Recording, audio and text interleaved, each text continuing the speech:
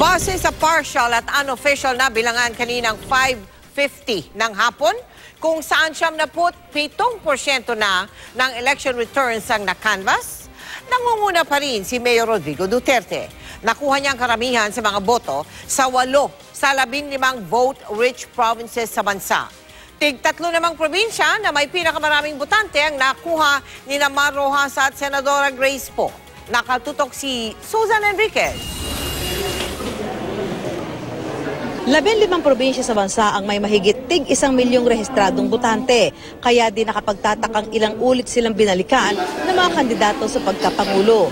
Wagi si Duterte sa 8 sa 15 lalawigan. 3 ang nakuha ni Poe, 3 ang nasungkit ni Rojas. Habang dikit pa ang laban sa isang probinsya, Batangas. Ang Cebu na siyang may pinakamaraming botante ay nasungkit ni Duterte. Higit 1 milyon ang nakuha niyang boto rito.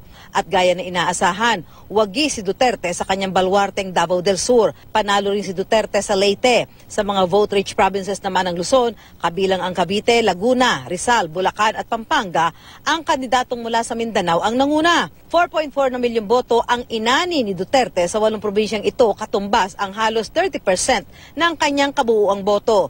Tinangkilik si Rojas ng kanyang mga kababayan sa Iloilo at Negros Occidental. Sa Camarines Sur kung saan nagmula ang kanyang running mate na si Robredo, si Mar din ang panalo. Higit 1.3 milyong boto para kay Mar mula sa 3 probinsyang ito. Si Grace po naman ang nanalo sa Pangasinan na home province daw ng lolo niya.